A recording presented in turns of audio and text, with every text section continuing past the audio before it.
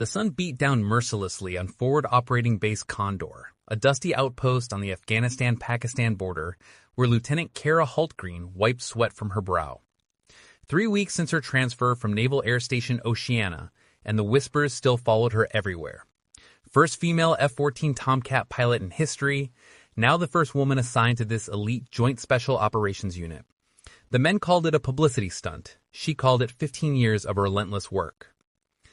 "Lieutenant, Colonel Collins wants to see you," said Sergeant Miller, not quite meeting her eyes. The same Sergeant Miller who had accidentally spilled coffee on her mission briefings yesterday. Hultgreen nodded, adjusting her tactical vest as she crossed the compound. The air smelled of dust, diesel, and tension. Her combat boots kicked up small clouds with each step toward the command center, a reinforced bunker disguised as a storage facility. Inside, Lieutenant Colonel Eileen Collins stood over a table covered with satellite imagery, her face illuminated by the harsh fluorescent lighting. 4 other operators, all men, all veterans of multiple tours, flanked the table. Their expressions ranged from neutral to openly hostile. "Lieutenant Hultgreen," Collins said without looking up. "Glad you could join us. We have a situation." The satellite images showed a compound nestled in a mountain valley. Collins tapped a building in the center. "Intelligence confirms 8 American aid workers being held here. Extraction window opens at 0200 hours tonight and closes at dawn." One of the men, Captain Reynolds, SEAL Team 6, snorted. "With all due respect, Colonel, is the lieutenant joining us as a photographer to document our heroism?" A few chuckles rippled through the room. Collins silenced them with a glare. "Lieutenant Hultgreen completed SEAL qualification training with scores that beat half the men in this room. She will be taking point on the south approach." The room fell silent. Taking point was both an honor and the most dangerous position. "Any questions?" Collins asked, her tone making it clear there shouldn't be. Reynolds leaned forward. "Yeah, when the bullets start flying, can she handle it?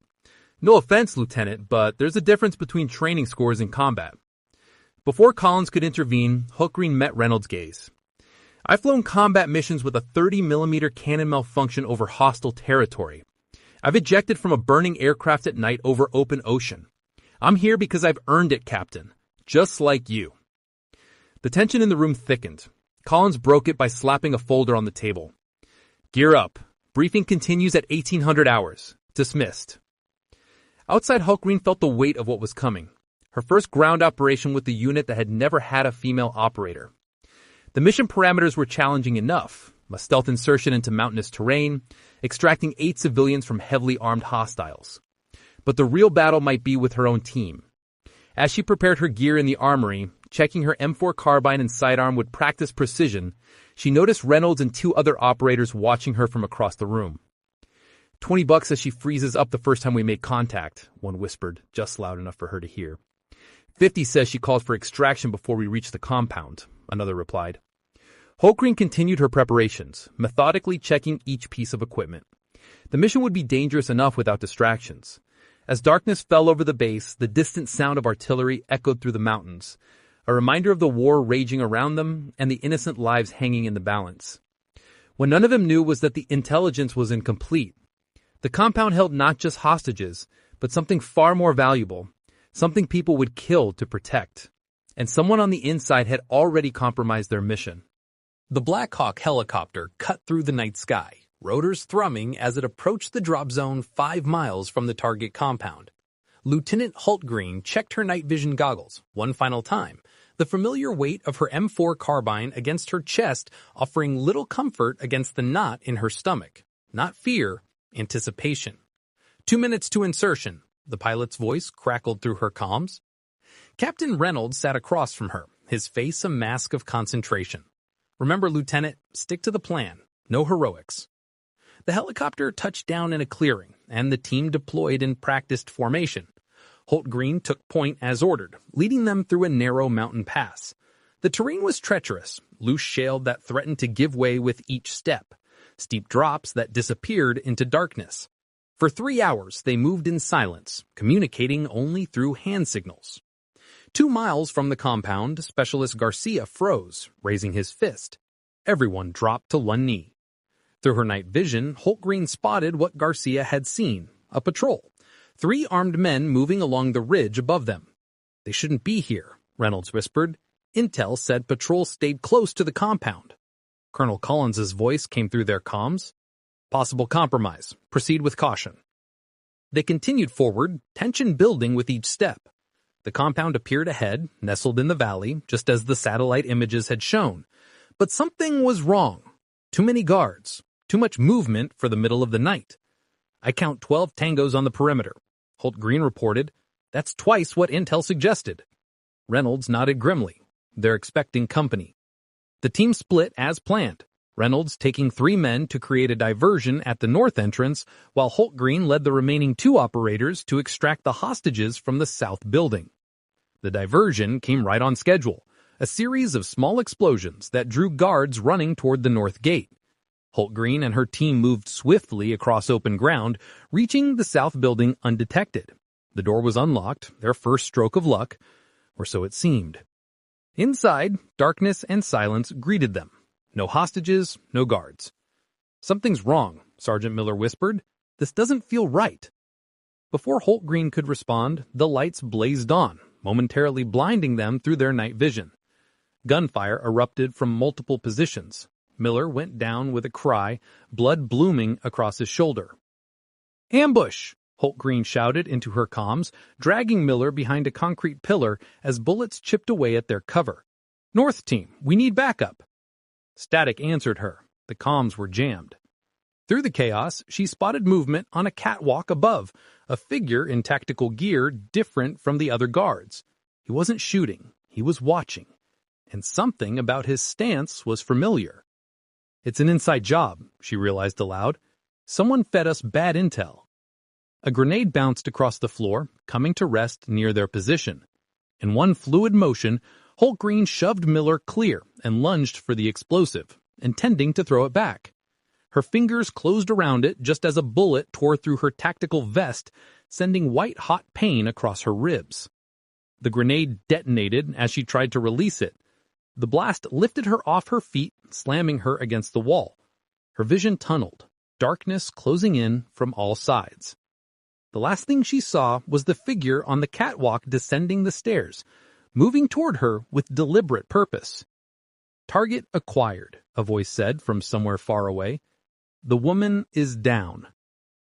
Then consciousness slipped away, leaving Lieutenant Kara Holtgreen vulnerable in enemy territory. Her team scattered, her mission in ruins, and a traitor closing in to finish what they had started. Pain dragged Lieutenant Holtgreen back to consciousness, sharp, insistent, radiating from her temple. Her eyelids felt weighted, but she forced them open to blurry darkness. Blood trickled down her face. The ringing in her ears gradually gave way to voices, unfamiliar, speaking rapid Pashto. She remained motionless, assessing.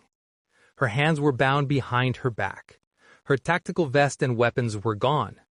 Through slitted eyes, she counted 5 armed men in the room.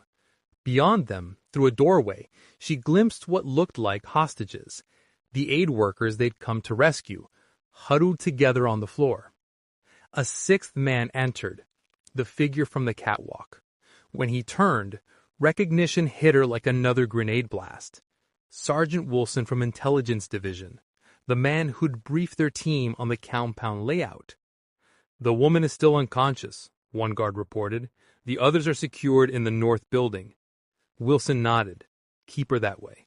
The buyers arrive in 30 minutes. They're particularly interested in a female Navy SEAL. Human trafficking.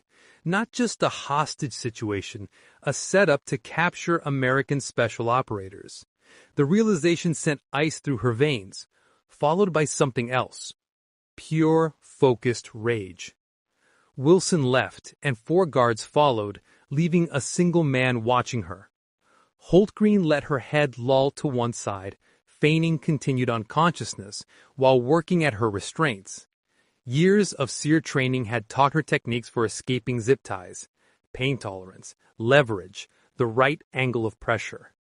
The plastic cut into her wrists as she worked, blood making her movements slippery. The guard approached, prodding her with his rifle barrel. She remained limp. He turned away, speaking into a radio. That moment was all she needed. The zip tie snapped. In one explosive movement, Holtgreen surged upward, wrapping her arm around the guard's neck in a precise chokehold. 10 seconds of pressure on his carotid arteries, and he slumped unconscious. She caught his AK-47 before it clattered to the floor. Moving silently, she secured his sidearm and radio. Through the earpiece, she heard Wilson coordinating the arrival of vehicles. 20 minutes, at most. She slipped into the room with the hostages and pressed a finger to her lips. U.S. Navy, she whispered. I'm getting you out. Their eyes widened with hope and fear. One by one, she cut their restraints with the guard's knife. Stay behind me. Move only when I signal, she instructed, then keyed the radio. Wilson, the woman is awake. Come alone. She's asking for you. The trap was set. When Wilson entered minutes later, Holtgreen was waiting. The fight was brief and decisive, her SEAL combat training against his overconfidence. He never expected the knocked-out woman to be waiting with lethal precision. With Wilson secured and the hostages gathered, she retrieved her team's emergency beacon from Wilson's collection of confiscated equipment. Activating it, she positioned the hostages in a defensible corner, then moved toward the north building where her team was held. What followed would later be described in classified debriefings as tactically unprecedented. Using only a captured AK-47, a knife, and improvised diversions, Lieutenant Holtgreen systematically neutralized 14 hostile combatants, freed her team, and secured the compound perimeter before extraction helicopters arrived. Captain Reynolds found her standing guard over the hostages, blood-streaked but steady, her borrowed rifle trained on the approach road where vehicle headlights had just appeared. Lieutenant, he said, genuine respect in his voice for the first time. Extraction's inbound. How the hell did you... They made a mistake, she replied simply. They thought knocking me out would end the fight. It was just the beginning. 3 months later, in a ceremony at the Pentagon, Lieutenant Colonel Collins pinned the Navy Cross on Holtgreen's uniform, only the second woman in history to receive it. The citation mentioned extraordinary heroism and decisive actions, but omitted the classified details of what really happened that night. What wasn't classified was the impact. Applications from women to special operations training programs increased by 60%. New protocols for mission intelligence verification were implemented across all branches. And in the SEAL teams, a new unofficial tradition began, the Holtgreen check, a final verification that no detail was overlooked, no assumption left unquestioned. As for Lieutenant Kara Holtgreen, she never spoke publicly about that night. But in team briefings, when someone questioned whether a woman belonged in their ranks, veterans would simply say, "Remember the compound." Nothing more needed to be said.